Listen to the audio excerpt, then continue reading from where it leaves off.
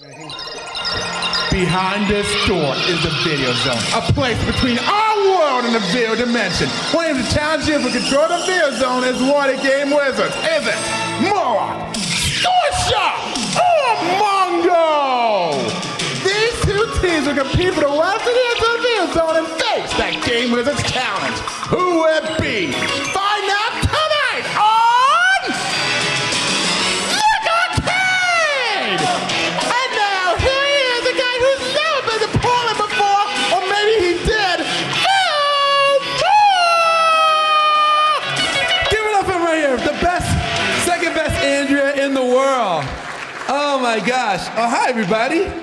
I'm Phil Moore. Thank you all for coming out early in the morning on a Saturday morning up here. I'm gonna grab a little bit of water. Talk a little bit about Nick Arcade, talk a little about Nickelodeon, and all things in between. Hang on, I gotta open up my drink. And because we are a small, intimate group, I'm just gonna roam if you don't mind. I'm sure everybody else will be sitting up here going, well, I first came up with the idea in 19... No! We're gonna walk around. I'm gonna spoil it for everybody else. You're gonna go see everybody else and then go, why are you just sitting up there, dude? All right, here we go. So, my name is Phil Moore, and back in 1990, I was fortunate enough to get called to go out on an audition. I ended up getting this game show that I thought was just a way to pay off my student loans. That's it. Like everybody, okay, so I'm gonna talk a little bit about stuff, and then the rest of the day is like to open the floor to y'all because you have better questions, because I get asked so many things, so I sort of have like a Rolodex in my mind of what to say, but that's kind of boring. It's like I'm reading a script, but I'm not. It's just that it's been so rehearsed, podcasts, these sort of things. But I'll give you a little bit of background and give you the stuff up front. So, all I wanted to do was pay off my student loans. That's it. I had a buttload of student loans. I was living in Orlando. I had just gotten married, just became a dad, which is another interesting thing, because when people look at me on Nick Arcade, everybody thought I was this kid. Everybody thought like, wow, there will be a fun story I'll tell you later about that. But when I did Nick Arcade, I was like a newlywed with a brand new baby at home. As the story goes, I was a stand-up comic. I was doing audience warm-up for shows. Everybody know what an audience warm-up person is for a show? Yeah, there you go. You go see a show, whether it's a sitcom or whatever, a game show, whatever, and there's somebody there, you know, keeping the audience pumped. It's the hype man or hype woman of the show. And then in between, they talk to you and stuff. Anyway, that's what I was doing. I was doing it a lot because once I became a dad, stand-up comedy means like traveling on the road all the time. But now I'm a dad. You know, I want to be home for my wife and I want to be home for the baby. So Universal Studios opened up some sound stages, and they started moving television tapings down to it. So it wasn't just a tourist attraction, it was a real working studio. Also, the same thing was going on with Disney MGM. I think now it's called Hollywood Studios, but back in the day, it was called the Disney MGM Studios. I did audience warm-ups for, Nick Arcade is like childhood enough, but I did audience warm-up for the new Mickey Mouse Club. I did audience warm-up for Let's Make a Deal before Wayne Brady was hosting the show, like back in the day. Yeah, he is. I did audience warm-up for a game show called Team Win, Lose, or Draw, which was like Pictionary, but they had the grown-up version hosted by Bert Convy, and then the kid version was hosted by Mark Skippy Price, the guy from Family Ties. I was doing audience warm-up for shows, and it was really cool. And as the story goes, I'm doing audience warm-up for Let's Make a Deal. Monty Hall, the late great Monty Hall, was back as like the summer host of the show. And he was popping in, he was doing a few episodes along with the guy that they had as the regular host. And the show was produced by the one and only, the legendary Dick Clark. It was a Dick Clark production. All right, now, being like low man on the totem pole, I never saw Mr. Clark. I would come in like about 45 minutes before they load in the audience. Talk a little bit to the cast and to Monty. But I never in my entire life never met Dick Clark. He would come in and, I just would never see him. So here is what happened. So we're doing Let's Make a Deal. I'm doing my audience warm-up bit. I had a time. We would do fun things. I would talk. I was goofing with the audience. But when we get to the big deal is the end of the show. It's like the showdown on Price is Right. When you get to the big deal, show is over. I've done all my bits. We've taped the whole show. We're about to wrap up, and we're just waiting for somebody to either win or lose so we can go, thank you very much, go back in the park, have a great time. But I get a notion from the stage manager. She's like, Phil, come here. And I go over and I go, what's up? And he goes, I need you to stall. I'm like, why? He says, remember the last zonk that we had up on the stage? I'm like, yeah. He goes, well, the elephant took a dump backstage. No! So this isn't just a thing of like, those of you who have dogs with your little plastic gloves. This is not that at all. This is a whole new level of like poop. So he tells me to go out and stall, and I'm panicking. I'm like, what do you mean? I've done my best bits. All I would really do is when we shoot the ending and I say, thank you, good night, go home and go have fun at the park. But now I've got to stall for who knows how long. So I go out and I ended up like goofing with the audience. This is why I kind of like this, because this it kind of relates to what I'm doing right now.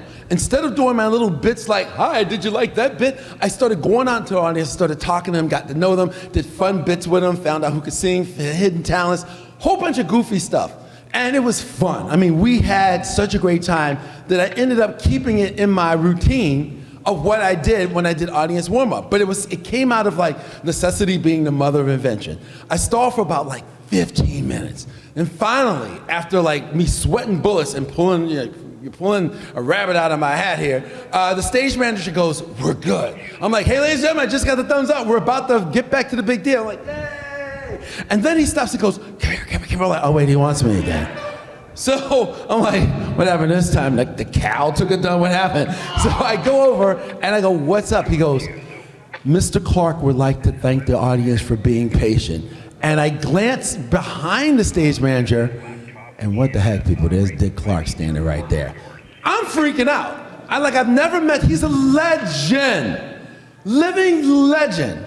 In his, like at the prime of his production company. He was still doing New Year's Rockin' Eve, American Bandstand was done, and he was done doing the Pyramid Show, he was done doing that, but it got to the point where this guy is like right here, and I'm freaking out, so, he's standing there, and so I go out there, put on my professional face, this is my professional face, and I walk out there and I go, ladies and gentlemen, from this, that, other thing, listen, but honestly, no words can tell you who this guy is. I'm just going to say his name. Please put your hands together and welcome Mr. Dick Clark. 900 people stand at his feet. They applaud for what felt like an hour. You know what I mean? And he's standing there very graciously. Thank you. And then once it's died down, I'm walking away. I hand him the microphone. I go to walk away. He grabs my elbow and he makes me stay there. And when he get done, he said, all right, folks, I'm up in the control room watching this, and normally when something happens and we have timing and we're paying people are on the clock and you want to get back out into the theme park and have fun, and we've got this thing that happens, normally a technical hold causes all of us up in the booth to panic. He goes, but I've never had as much fun watching a mistake than I have watching this guy. Please put your hands together for Phil Moore. I was like, what the what? And so when that happened, I went home, told this entire story, a little more elaborate, a little more inflection, much more enthusiasm to my agent, and I want my own show. It was like, I was always content just doing stand-up. I was always content just doing warm-up and talking to the people. But like when a guy like Dick Clark unsolicited gives you a pat on the back, I'm like, maybe I should be reaching a little bit higher. And honestly, now this is the boring part of the story. And then the audition was just an audition. It was literally just that. Your agent gets a breakdown. There's a new game show. They're looking for men and women between this age range, and it's for a kid show. And they send in everybody that they think fits the criteria. And I went in and an audition. That really is it. That's why I always start out with the Dick Clark story, because when people go, "How'd you get the show?" I just auditioned. You know, I walked in, I held some cards in my hand and said blah, blah, blah, blah, blah, and looked at 5 faces staring across at me at a table not unlike this, judging me. But now the weird thing about that is the audition process. So everybody knows, anybody here that not know what a callback is? You know what a callback is? Like you go out and you audition. They're seeing hundreds of people. And then as they meet people, how you doing? Welcome to the show. How you doing? You got some coffee there? I ain't had no coffee, man. It's early in the morning. This guy comes in with his coffee. How was traffic? Yeah. How was traffic? How was traffic here? No, we're diverting. No, we'll get back to it. So I get the call to go on audition, and I go out, and you know, normally you go on audition, you sit across the table. The first time is normally just four or five people at a table. Then as they narrow down the field and give you callbacks, it's fewer and fewer people.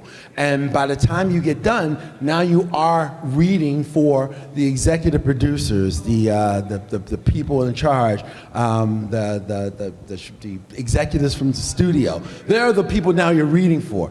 And so it got down to the final 2. 7 callbacks, people. 7! Like every time the phone rings, you go, "Hello? Did I come in again? Okay." You know, so it's not a no. You're glad it's not a no. And the thing about callbacks is you always want to kind of like do something more to improve upon it. But the rule of a callback is, but don't forget to do what you did, because obviously that got you there. It's almost like you wanna repeat and enhance. You know, so. I go back, do the callback, get down to the final 2. So now years later, 25 years later, I'm sitting with the guys that created the show. 2 awesome guys, buddies since high school, James Bethea and Karim Metef. They were buddies in high school, they went to college together, they are geniuses in the world of computers, and for some reason, just to pay bills, they started working at Nickelodeon, you know, and on the side, they were computer geeks. They were computer geeks, they were always tinkering, they were always writing programs, and they had come up with this program that made the Video Zone actually work. So I'm now, fast forward 25 years later, I'm in New York, we're hanging out. I'm like, guys, now I'm a producer. This is what I do now. I produce game shows for a living now. I just wrapped up shooting the new season that's airing of Pictionary. It's a brand new yeah, with Jerry O'Connell, yeah. And there's a show, check it out, starting this next week on Amazon Prime called Wishlist Games, hosted by Nick Cannon. And I'm about to shoot next week. We start production on season 2 of Raid the Cage on CBS. So this is what I do for a living now. It's in my DNA, game shows. Thank you. So I'm sitting there with James and Karim, and I'm going, guys, now that I'm on the other side of the camera, I've been doing this for a minute here, and there are times when I have to choose contestants, I have to deal with choosing the host. I always wondered why you chose me. Was I that awesome, more awesome than the other guy? And they went, no. So I'm like, oh, okay, so all right, but what was your criteria? What was it that made you choose me? He said, the other guy was great. I never asked his name, so don't ask me. I didn't want to know. Like, for some reason, in my mind, I just didn't want to know who it was, especially if he was more famous than me, you know? Like, you find out, like, oh yeah, the guy that did the thing, it was Will Smith, you know? It was Chris Rock. I'm like, really? So I asked them what the deal was, and they said, the other guy was great. But we got down to the 2 of us. They brought us in to the studio. This is more like a screen test where they have a fake set. And by the way, for those of you who've seen this on YouTube and TikTok, let me just clarify this because people DM me all the time, and I kind of want to yell through the phone. They're going, somebody else hosted Nick Arcade before you did, because that was the set of Get the Picture, which was hosted by Mike O'Malley before he did Guts. And while they were building the set to Nick Arcade, they recycled some pieces of the Get the Picture set, brought in one of the producers of the upcoming Nick Arcade, and shot some test footage with him. Because I get that all the time. Hey, nobody ever talks about the real host. I'm like, no. It's a pilot, dude. You know? So they bring me on that set, and they actually hire kids. They pay people to come in and test the games. So the other person won first. I don't know what time his time was in the morning, but he did his thing, and then they shot some footage of him behind a podium with real contestants doing a run-through of like an act of the game, you know, of the show. Then they brought me in, I did the same thing. So I'm asking James and Karim, now that they've like totally obliterated my ego, saying, no, you were nowhere better. The other guy was wonderful too. I said, what was it that made you choose me then? Because like, as a producer, I want to like help. I want to do the best job of what I do now. And so what were the nuances that they used? And they said, here's the deal, Phil.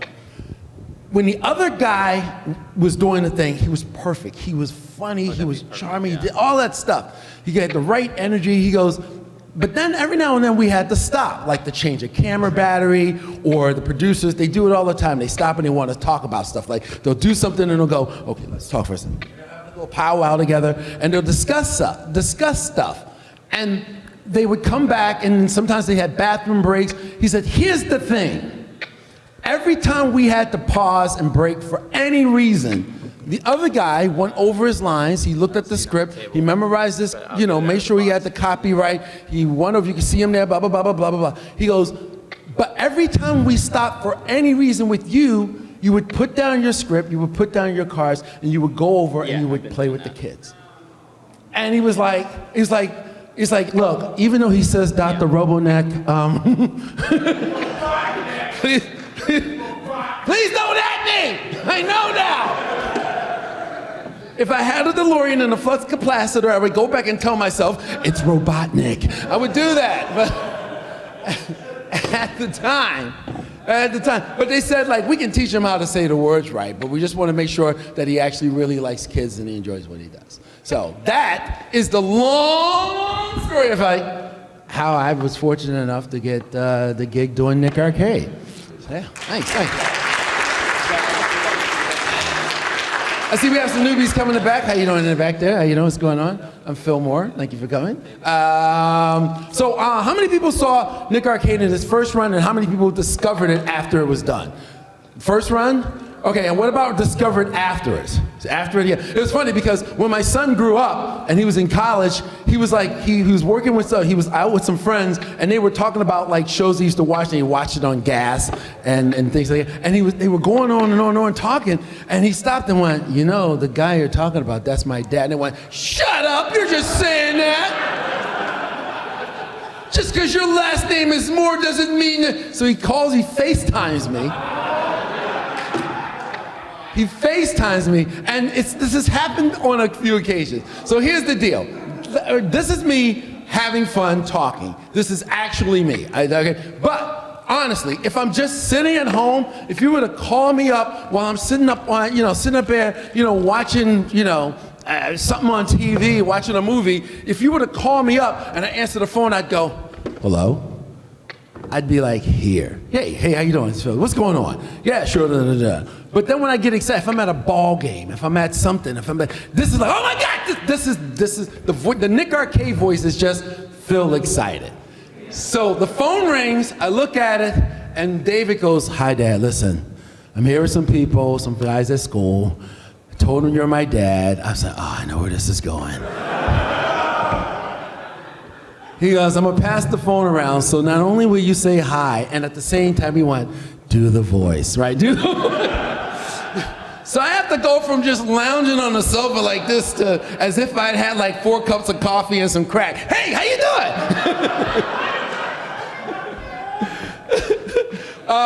But it's been fun. And the other thing that's really cool is before everybody came in, I was telling a couple people that were in here already that over the course of the years, the 90s Nickelodeon people, we've all remained friends. It sounds cliche as I don't know what. It really does. But, and it's weird, don't get me wrong, I'm not saying there's anything wrong with these other folks, but it's like the group of us that were from like 1990 to the year 2000, literally became this weird like golden year family, you know?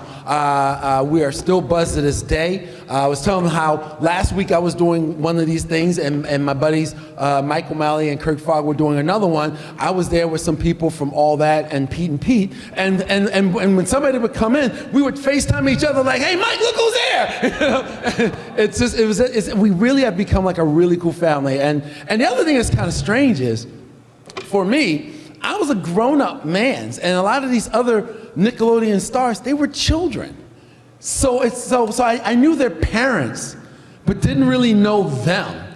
So it's really weird when like, you know, Pete and Pete goes, hey, you want to have a beer? What? Does your dad know? But we really have remained friends all throughout the years. Mike O'Malley, Kirk Fogg, Mark Summers, of course, and Summer, Olympian Summer, who just came back from the Olympics. She's still doing it, you know. And then I've got to know other people, the cast that were children, like the people from All That, the people from Salute Your Shorts, Wild and Crazy Kids. You know, we've all grown up, and it's something about that time, that group of us that were in the 90s that shot at Nickelodeon Studios at Universal Studios, Orlando, Florida. It's something about that core of people. We've just remained tight, and it's been like a great experience. So that's really cool, the fact that, and we're all doing our various things. The Justin Timberlake, I call us the Fab Five, the game show people. Summer Sanders, Mark Summers, Mike O'Malley, Kirk Fogg, and myself. The Justin Timberlake of our group is Mike O'Malley. Even though people will go Mark Summers has the most recognizable face. He is the one that is most notably known amongst everybody. But like Mike O'Malley, he's like writing and producing episodes of Orange is the New Black, and he's on Snowpiercer, and he was in that movie about the guy who landed the plane in the water. It's like, he's like a real actor, dude. But anyway, so listen, I said for the folks that came in here late, I said that I like roaming around because it's a small, intimate group, so it gets me off the stage. And I want you to think about questions, because I will be answering questions. And it doesn't have to be just about Nick Arcade, or it could be about Nick Arcade. It could be about me. It could be about Nickelodeon. It could be about any other show. So get them in your mind right now if you have any questions, because I love, this is the part that I like the best. Because like I said, everything else that I just told you, I've said a million times. A million times. Before we go on, I'm going to preempt the question.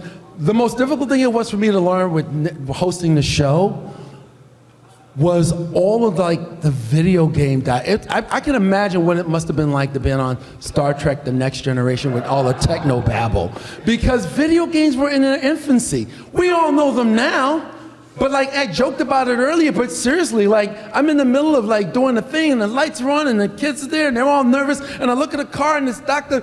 Rubberneck, you know? Like, and we weren't all playing all of these games like y'all were, because here's the flip side of hosting a video game show, is that I'm in the studio from like 6 in the morning until like 7 at night, and then I go home and I have a little baby and a wife that needs living. So I'm not going, all of a sudden your video game playing time is now cut off because you host a show about video games. It's a weird bit of irony. You know, I play it a lot and all of a sudden I had to stop because the show just eats up so much of your lifetime that you don't really have time when you get out of it to go back and sit down. Like, after being away for 12 hours a day and I have a family, I'm not gonna go home and go, shut up, I gotta beat Pac-Man. You know? So it was kind of interesting.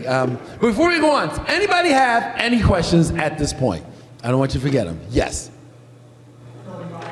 Yeah, the video adventurer. What do you think is Mikey's worst enemy? Whoa, that's an interesting question. What do I think is Mikey, the video adventurer's worst enemy? I think the dragon. There was one with a dragon, because like you can get pie thrown in your face, you know, you can walk the plank, you're splashing water. But if you ever watched the show, that fire breather dragon would like burn him to death. Like, he's like, boom. He was like, you know, I'm like, Mikey, yeah, like Mikey's gone, you know. Anybody else have a question right now? Oh, let me swing out. I'll grab this guy in the front and I'll come back to you. Huh? Oh, good, go ahead. Yes, I do. Right now I'm in the midst. Again, now I already gave the prerequisite. I am a working grown-up man now. I'm a grandfather now, so I'm like, I have even less time to play video games. So I'm not up with like the current ones, but as of this moment, I am playing Infamous Second Son. Okay, I know it came out like 10 years ago or so, but I love the Infamous series, and when I saw they had a new one, I downloaded it earlier this year, but I've been working! And so when I get home, I play a little bit, and that's what I'm currently on right now. Old school games, hands down, without a shadow of a doubt, my favoriteest game, not necessarily the best game in the world, but it was my obsession, was Star Wars Rogue Squadron on a Nintendo 64 and spin it around and make the AT-AT fall! Or AT-AT for people who want to play around here. That game, oh my gosh, Star Wars Rogue Squadron. That's one game I just wish they would just remaster it with current like visual effects and stuff and just put it out for the PS5. Just don't change a thing, don't add a thing, just make it look cinematic and let me play that game again. But anyway, yeah, so I do play, but not as much. Yes. Hi. Preach. You're so fool, and with my star we're gonna rule. Preach. You're so fine. I wanna love you till the very end. I'm sorry, I went there. Yes. Oh, bring your Rosalina. You're right. I'm sorry. Take it back. Okay, so what's the Rosalina? So if they ever made, if they ever did like a reboot of Nick Arcade, would you want to come back as the host, or would you want to pass it on to the next generation? You know, that's a great question. I was asked if they brought Nick Arcade back, would I want to host it or would I want to pass it off to a next generation? I think I would like to pull what Mark Summers did with the reboot of Double Dare. I'd like to be involved. I'd like for you to see my face, but I would like for someone else to be there. When they brought back Double Dare, Mark Summers played sort of the Harvey role. He was more of the announcer, and they had what is her name? Thank you, Liza Koshy. She was the host of the show. And Liza Koshy had never hosted a game show. There's also something about a game show that is so well known and so well revered that I appreciated the fact that Mark was there to make sure, behind the scenes, that she got the beats right. You know, everybody has their own take and their own style and their own personality. That we want to see, but there's some inherent things about the game that's made these shows special to all of us that we want to make sure it doesn't get lost. Because the one thing I hate is when they reboot a show that maybe I watched when I was a kid and it's on for one season and it's gone because the person doesn't quite get the nuances. So I would like to be involved in some way, but not necessarily the host of the show, but I would like to, we were talking earlier how you never saw Andrea on camera. Well, maybe I could be the Andrea and you see my face or something, something like that, yes. Oh, part two, coming back, part two.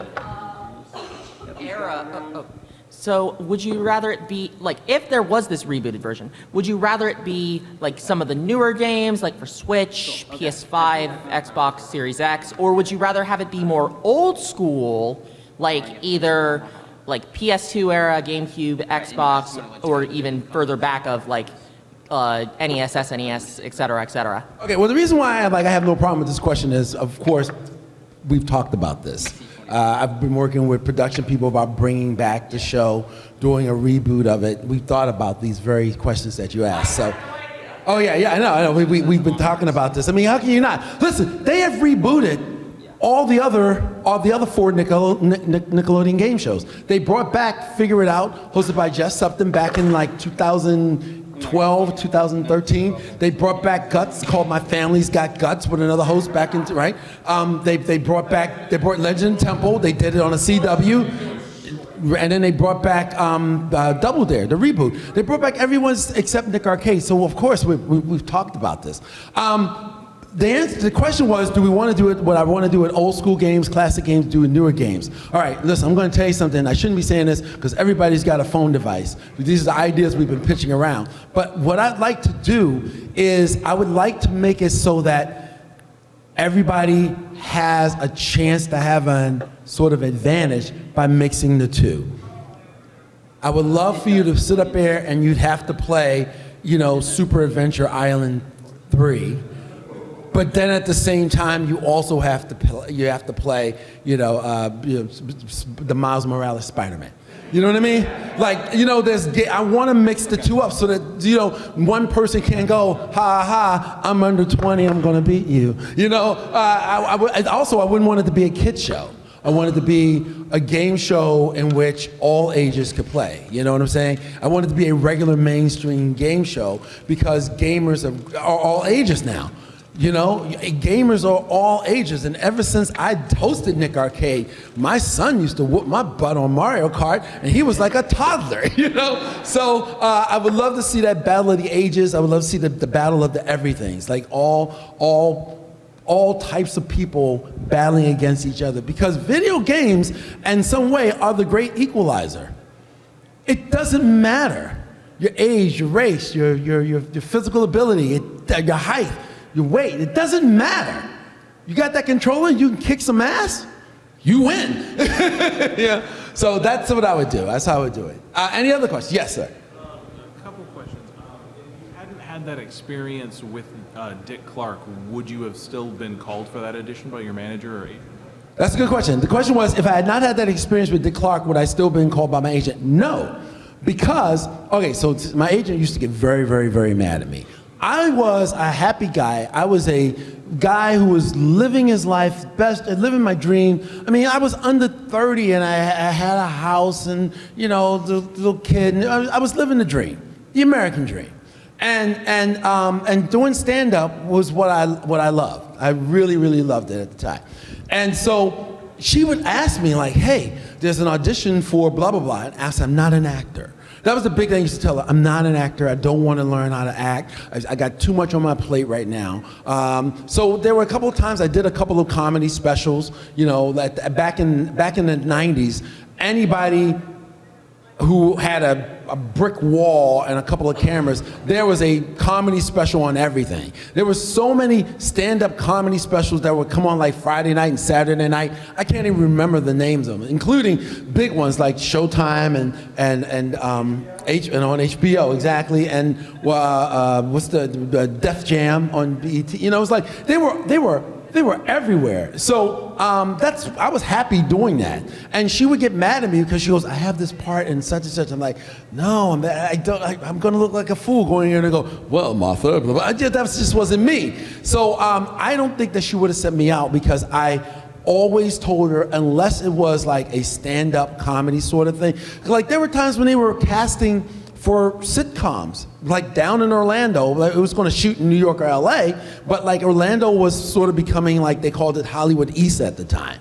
And so they were doing castings, reaching out to Orlando casting directors in Miami for people. And I would always tell her no. So the answer to your question is, no, I would not have. And it's interesting because I'm going to get a little meta. Okay, appease me for just a second. So, like, I'm one of these people where, like, bad things happen to good people all the time. But sometimes you never know how that bad thing could turn into something that positively affects you. I am here, I'm going to say a bad word, get ready, everybody. I am here because an elephant took a shit. That's why I'm here. Because if the elephant hadn't done that, I would never have gotten to this improv thing. And Dick Clark would never give me a pat on the back, and I would never have gone home and called my agent and went, oh my gosh, let me tell you about what happened.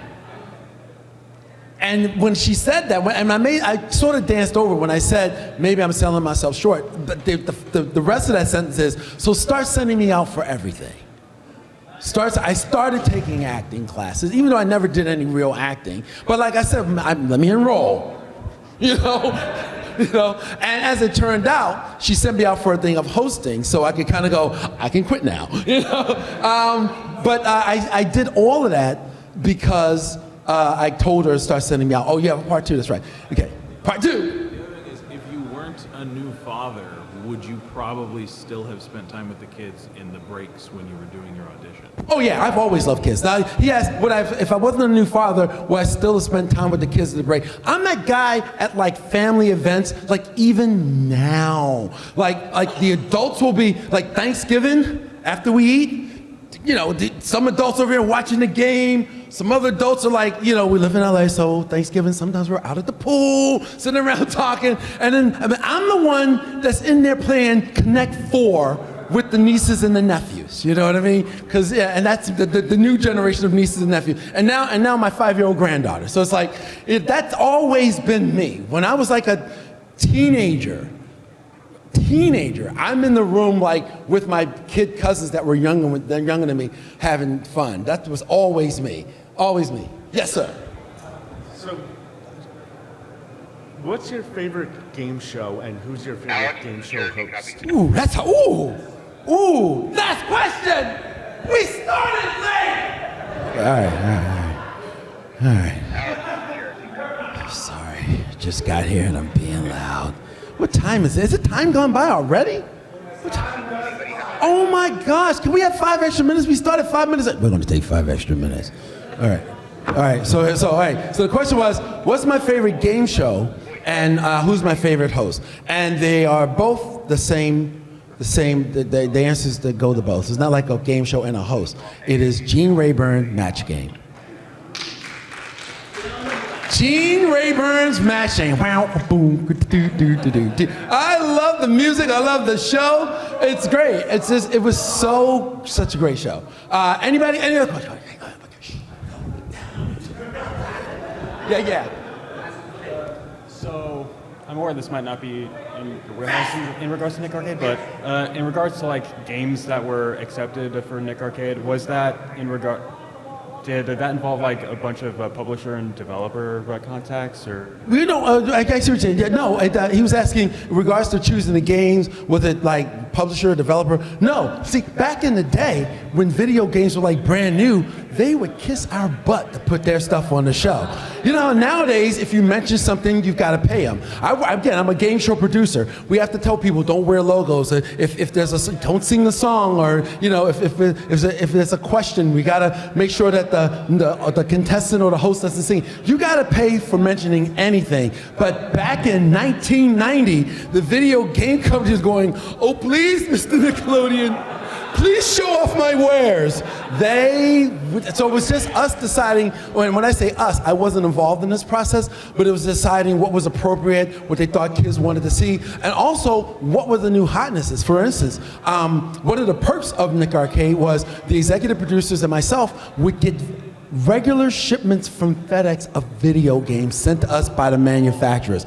Imagine sitting home on a Saturday afternoon, ding dong, it's UPS. I have a package for Fillmore, bring it on in. And it's like the newest consoles that they have planned to come out, the latest games. We put Sonic the Hedgehog 2 on the show before you could buy it in the store. Yeah, that was one of the really cool things. The decision was just based on content and what they thought the viewers were like, and they would look at market trends. But distributors, manufacturers, it didn't matter. They loved us. They wanted to kiss our butt. They wanted to be friends, and we shook their hands and took it. All right, listen, I'm getting the evil eye over here. Listen, everybody, I'm going to be going downstairs. There's a table somewhere. I'll be signing pictures and answering short questions. So if you want to come down and hang, look, I'm here all weekend, all right? But thanks for coming. Thanks so much, everybody, for coming. And yeah, I will be taking pictures and signing stuff and the whole 9 yards. Thank you for watching. Please like and subscribe, and here are a few more videos for you to check out.